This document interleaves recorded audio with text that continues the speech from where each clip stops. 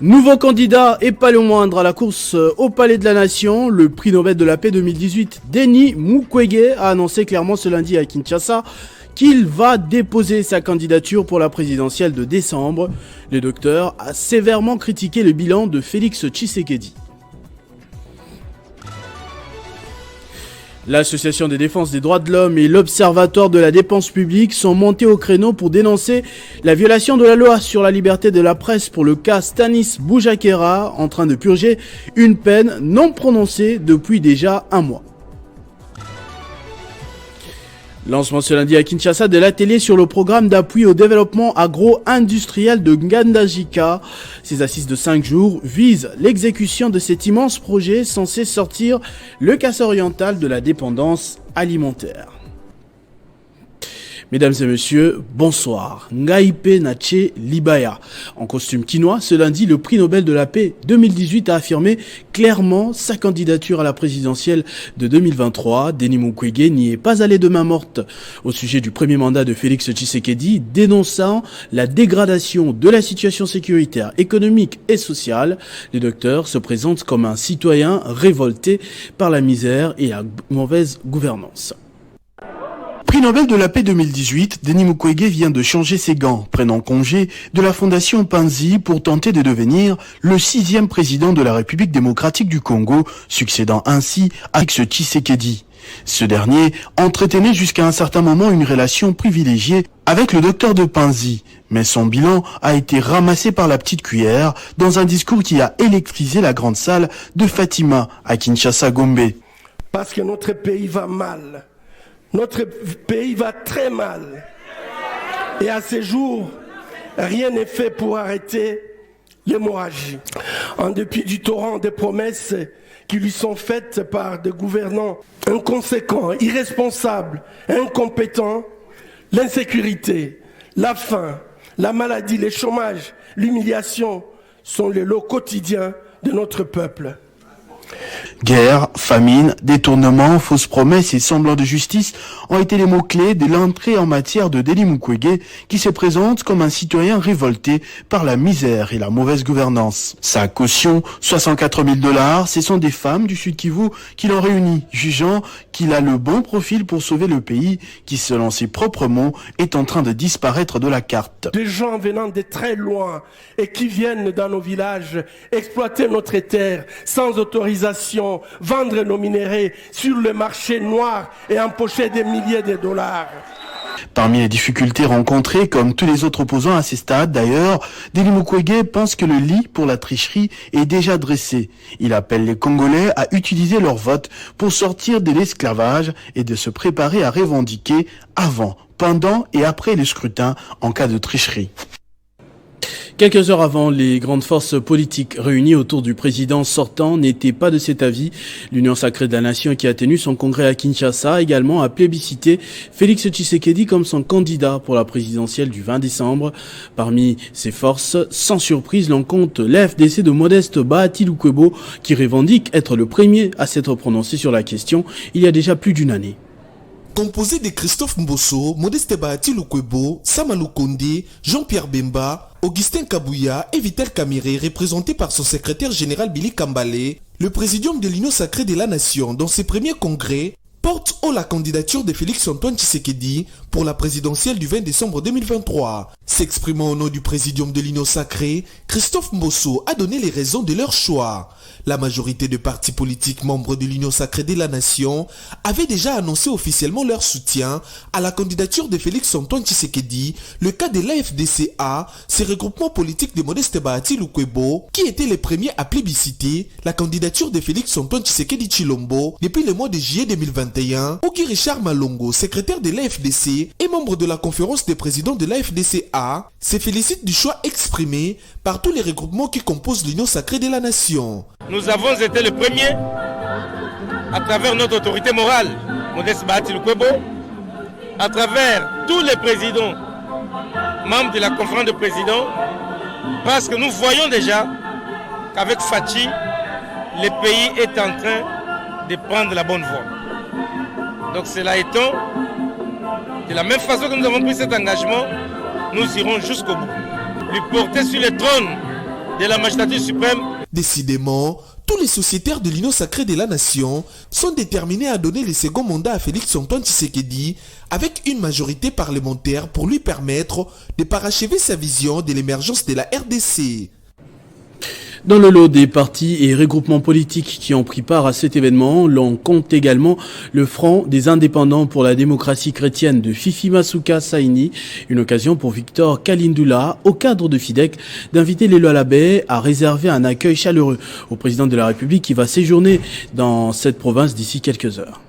Le premier congrès de l'Union sacrée de la nation a connu la participation du Front des indépendants pour la démocratie chrétienne FIDEC, parti cher à Fifi Masuka Saini, gouverneur du Lualaba. Le parti a été valablement représenté par ses différents cadres, le cas de Victor Kalindula, au cadre des FIDEC, qui a profité de l'occasion pour lancer un appel aux Lualabais de réserver un accueil chaleureux au chef de l'État. Il revient également sur le choix porté sur la candidature de Félix-Antoine Tshisekedi à la prochaine présidentielle. Le choix de Félix au Congo, c'est parce que c'est le meilleur président qui mérite à la grandeur de notre pays. Et nous sommes derrière Félix. Il n'y a qu'un seul message qu'on peut lancer au peuple de Lualabais, c'est de réserver un accueil chaleureux au chef de l'État. Parce que c'est grâce à lui, à travers sa bonne élève Marie-Thérèse Masuka, que le Lualaba est devenu ce qu'il est aujourd'hui. Parce que le Lualaba de 2015 n'est pas comparativement au Lualaba de 2023, à moins que nous soyons des aveugles.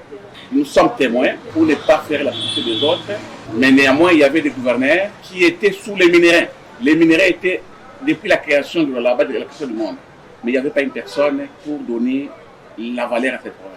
Aujourd'hui, le chef de l'État a donné le goût à Marie-Thérèse Masuka de matérialiser à la base. FIDEC de Fifi Masuka Saini est une formation politique importante au sein de l'Union sacrée de la nation et soutient à 100% la vision du chef de l'État.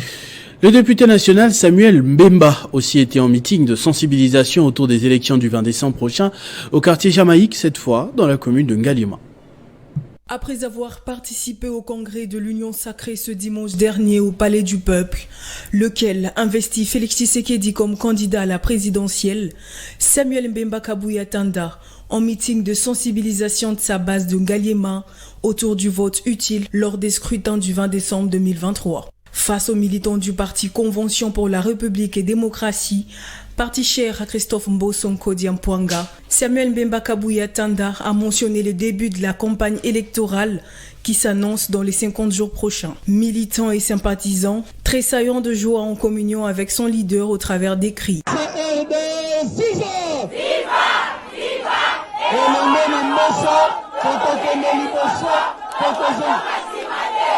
La question de la carte d'électeur a fait l'un des points à l'ordre du jour. La problématique des écrits et les images qui s'effacent, Samuel Mbemba Kabuya Tanda a invité ses électeurs à courir vers le bureau d'antenne de leur ressort pour obtenir les duplicata et porter leur choix le 20 décembre prochain.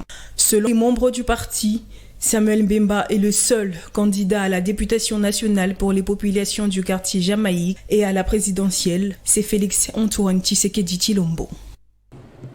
Presque un mois déjà depuis la détention du journaliste congolais le plus suivi sur les réseaux sociaux, Stanis Boujakera, suite à une publication d'un article de Jeune Afrique qu'il n'a pourtant pas signé. Ce lundi, l'association de défense des droits de l'homme et l'Observatoire de la dépense publique sont montés au créneau pour dénoncer la violation de la loi sur la liberté de la presse. Reportage de Christian Kalangi. Au cours de ce point de presse conjoint, l'Association africaine de défense des droits de l'homme et l'Observatoire de la dépense publique se sont dit très inquiets par le maintien du journaliste Stanis Boujakera depuis maintenant plus de 2 semaines à cause d'un article qu'il n'a pourtant pas signé. Pour l'ODEP et la ZADO, la détention de Stanis Boujakera à Makala viole l'article 104 de la loi sur la liberté de la presse qui organise le droit de défense et de rectification. Face à cette situation, l'ODEP et la ZADO recommandent au chef de l'État de veiller à ce que toutes les institutions de la République respectent les lois du pays, dont celles relatives à la liberté de la presse. La démocratie, quand elle est menacée comme l'indépendance, il faut la défendre avec vigueur et conviction. Mais quand elle est perdue, il faut la reconquérir.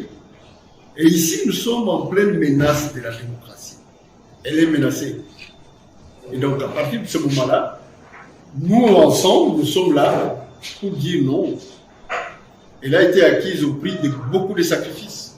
La détention de M. Stanis Boujakera révèle effectivement le vrai visage du régime actuel en République démocratique du Congo. Ce n'est pas ce qu'on attendait du président Tshisekedi, encore moins de son gouvernement. Pour rappel, Stanis Boujakera avait été arrêté en date du 8 septembre 2023 au motif qu'il aurait publié dans le journal Jeune Afrique un article mettant en cause les renseignements militaires dans l'assassinat de Chérubin Okende, ancien ministre de Transport, sur base d'une note confidentielle qui émanerait de l'Agence nationale de renseignement. Une note qualifiée de fausse par les autorités de la République démocratique du Congo. Le CGEA, fer de lance de la lutte contre le cancer en République démocratique du Congo, tel est le thème du colloque qu'organise le commissariat général à l'énergie atomique du 2 au 4 octobre prochain. C'est les directeurs de cabinet du ministre de la Recherche scientifique et innovation technologique qui a donné le go de ces assises au nom de Gilbert Kabanda. Le commissaire général à l'énergie atomique, Steve Mwanza Kamunga, a révélé à l'assistance les raisons de l'organisation de ces colloques, qui est une première sur cette thématique qu'est la lutte contre les cancers. Pour lui, des atouts militent à cette approche qui met les CGEA sur orbite comme partie prenante à cette lutte. Nous avons déjà, disons, des prémices de la maîtrise technologique de l'instrumentation. Louant l'initiative du CGEA, le directeur national du Centre national des luttes contre les cancers, Bienvenu Lebwenze, a affirmé que la RDC n'est plus au stade zéro de la lutte contre ces problèmes de santé publique. En lançant ces assises, le directeur des cabinets du ministre de la Recherche scientifique, Dieudonné Chirichungu, est revenu sur différentes péripéties de la lutte contre les cancers au pays. La radiothérapie est un moyen de lutte connu et reconnu dans le monde. Il n'y a que la clinique Ganda qui dans notre pays utilise la radiothérapie pour soigner les cancers. Ces colloques augurent des bonnes nouvelles pour la recherche scientifique en RDC. Lors de leur récent séjour à Vienne, les ministres de la recherche scientifique et le commissaire général à l'énergie atomique ont pu arracher la visite dans 6 semaines exactement du directeur général de l'Agence internationale de l'énergie atomique et à rang des chefs de l'État. La vice-ministre des Transports, Séraphine Kilubu, séjourne à Séoul, capitale de la Corée du Sud, dans le cadre du sommet mondial pour la paix organisé par Heavenly Culture, World Peace, Restoration of Light. Les échanges ont essentiellement été axés sur l'insertion dans le programme scolaire congolais des enseignements qui porteront sur l'éducation à la paix. Au cours des échanges, il a été débattu des questions relatives à l'insertion dans les programmes scolaires congolais, des enseignements qui porteront sur l'éducation à la paix dans les buts de renforcer une culture éducative basée sur la paix. S'agissant de la situation d'insécurité qui prévaut dans l'est de la RDC, suivant les programmes PDDRCS, Kilubu a clairement fait savoir à ses interlocuteurs que la majorité des membres des groupes armés actifs en RDC ne sont pas des citoyens congolais. De ces faits, le gouvernement n'admet en aucun cas l'idée de dialoguer avec ces groupes armés, encore moins accepter une négociation qui revient sur leurs administrations au sein des institutions suivant les recommandations du Parlement. In fine, avant de regagner Kinshasa, la vice-ministre des Transports, Séraphine Kilubu, a été désignée représentante de la République démocratique du Congo au sein des HWPL par les dirigeants de cette grande organisation internationale. 16 nouveaux inspecteurs de l'autorité de l'aviation civile de la République démocratique du Congo ont prêté serment vendredi 29 septembre en qualité d'officier de police judiciaire à compétences restreintes devant le procureur près le tribunal de grande instance de la Gombe.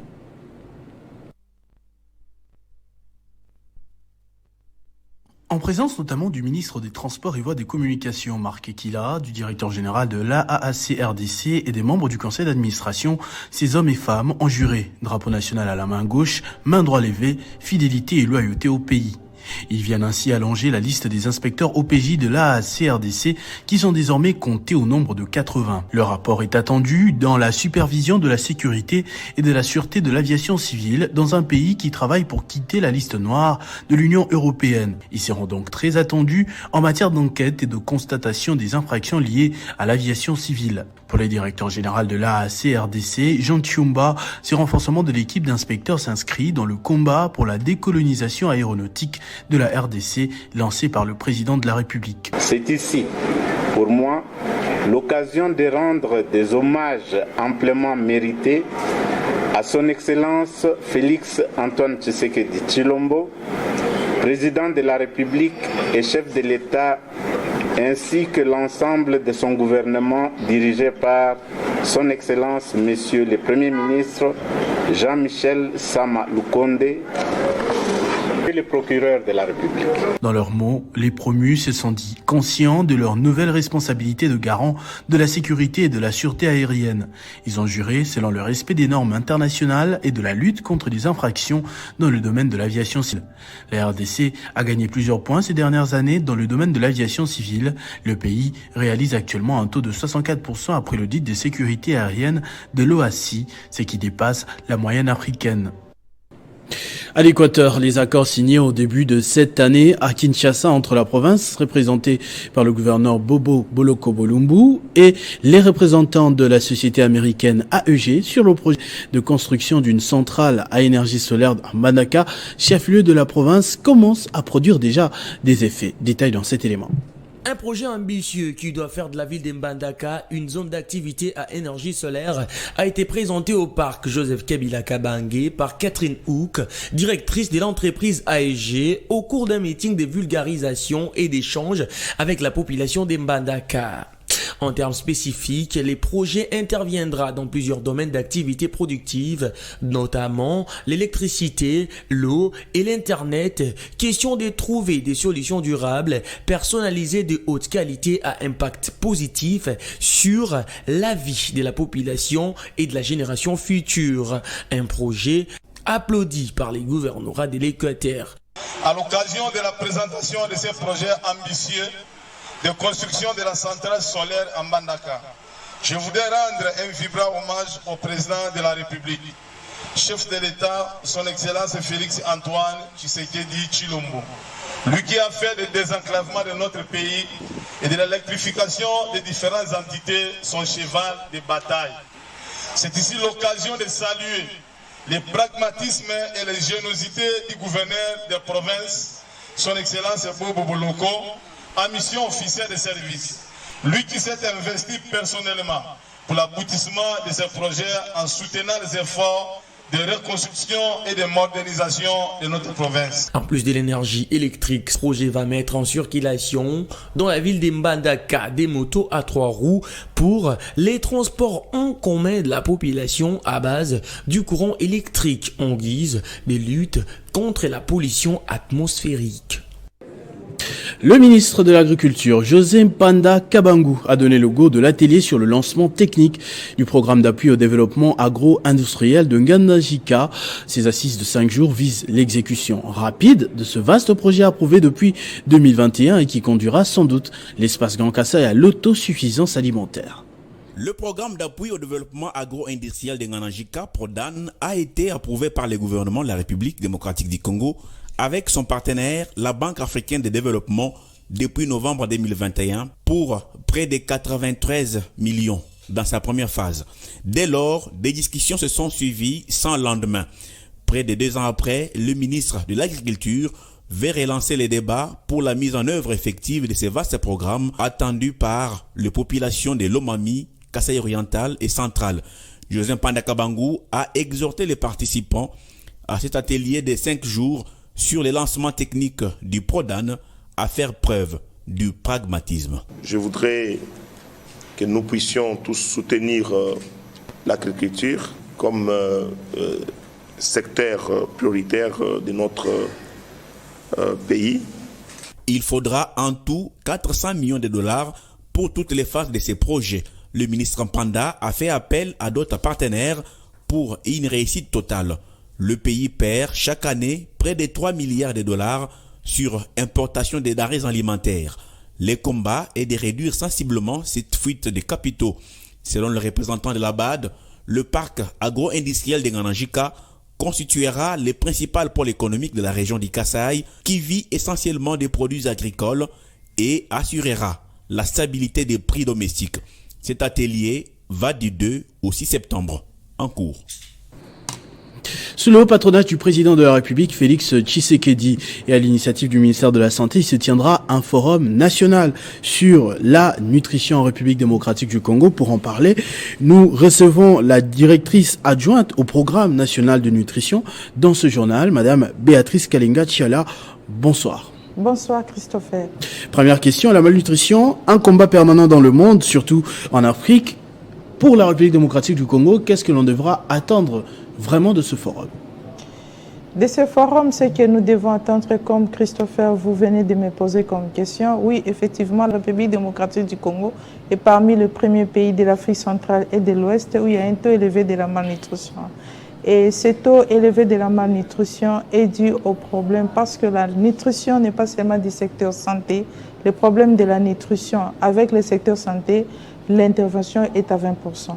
Raison pour laquelle aujourd'hui nous pouvons dire que le problème de la nutrition est multisectoriel, où on a besoin des autres secteurs sensibles à la nutrition qui doivent intervenir dans le domaine de la nutrition, dont l'agriculture, l'élevage et pêche, l'éducation, les genres et familles, le développement rural, les ministères du plan, des budgets et d'autres ministères, ainsi que nos partenaires qui interviennent dans le domaine de la nutrition. Ensemble, si nous nous réunissons, je pense que nous pouvons arriver à réduire ce taux de la malnutrition. En parlant de ces partenaires justement, ce sera déjà quand et qui sont les parties prenantes?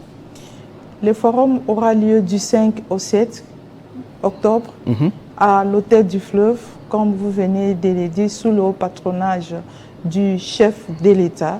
Et nous ne pouvons pas oublier que nous avons deux grandes formes de la malnutrition. Il y a la malnutrition aiguë et la malnutrition chronique qui est très alarmante, silencieuse.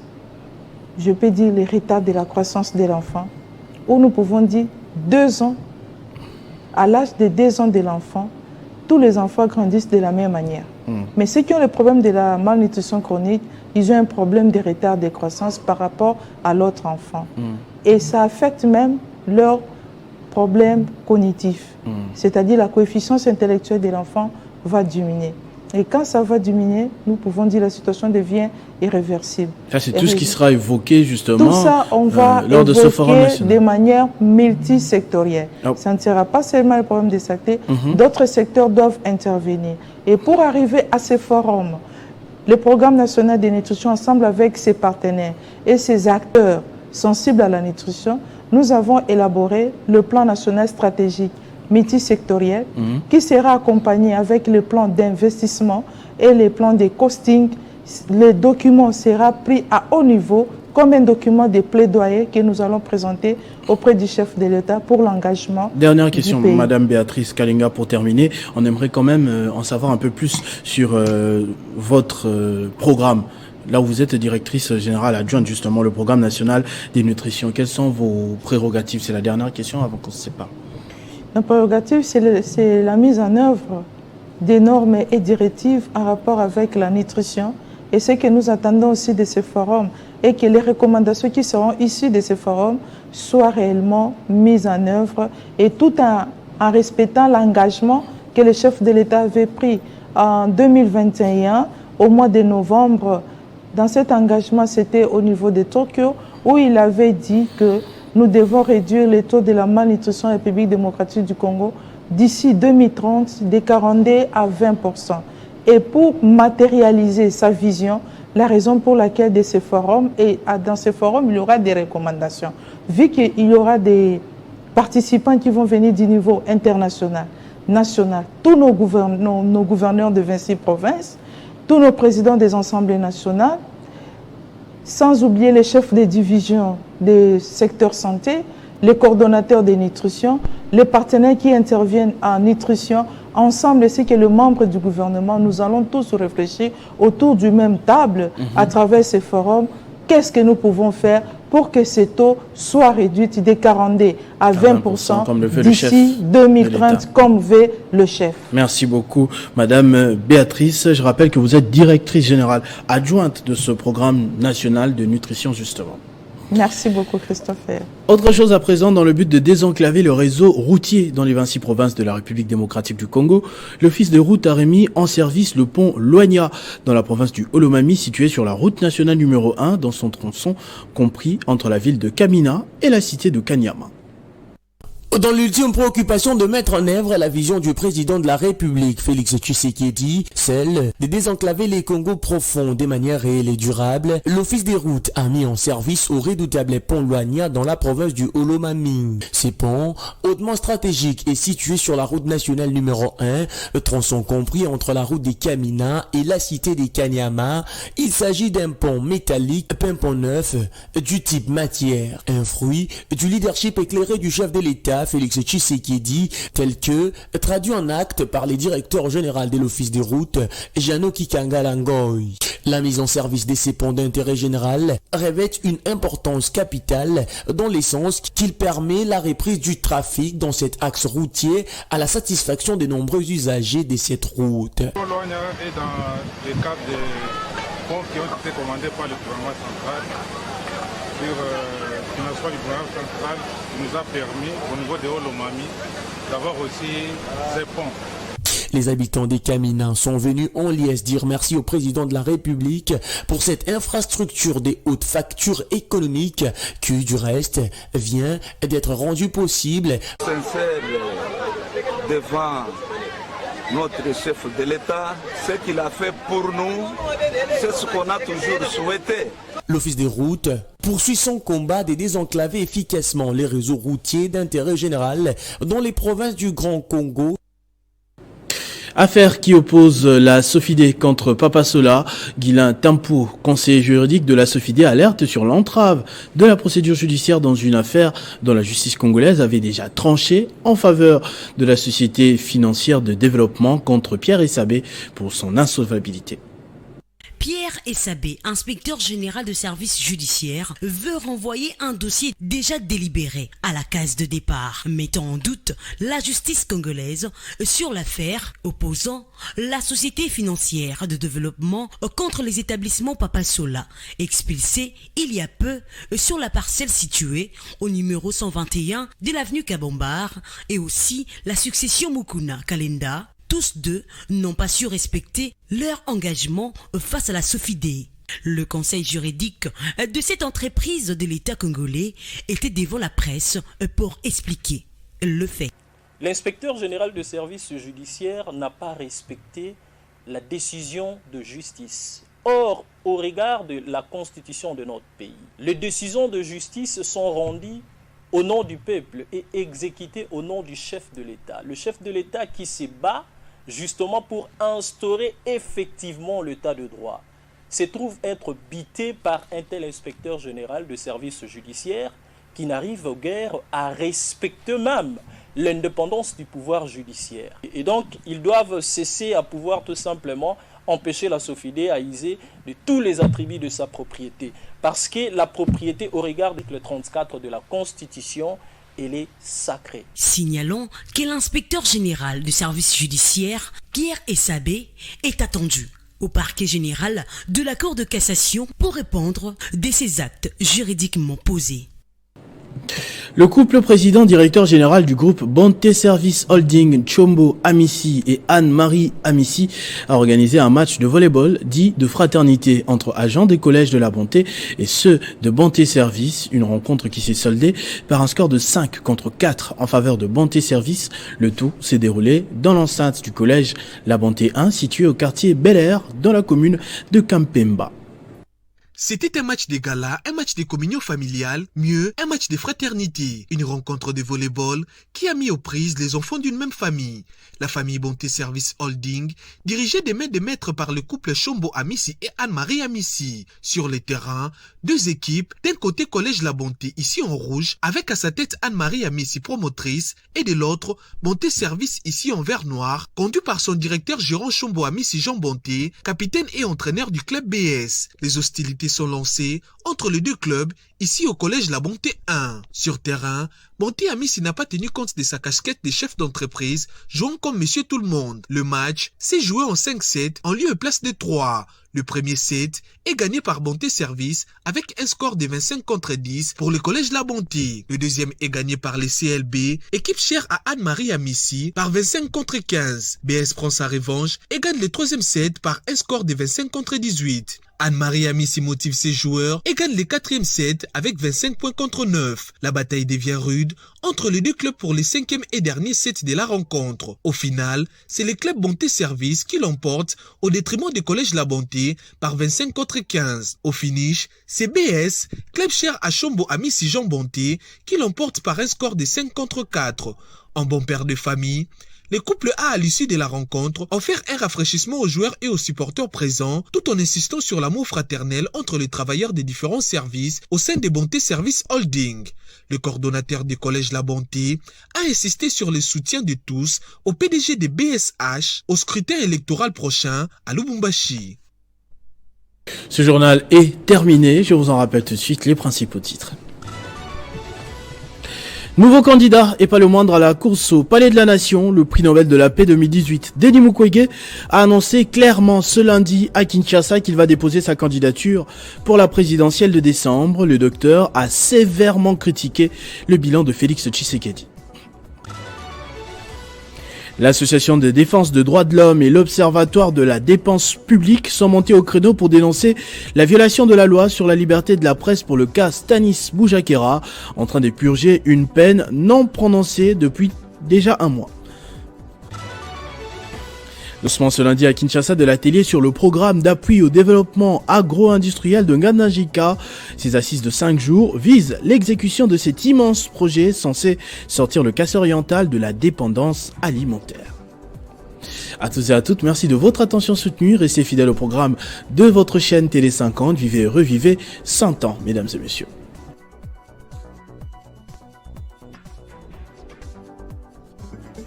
Retrouvez toute l'actualité en continu sur www.tele50.c.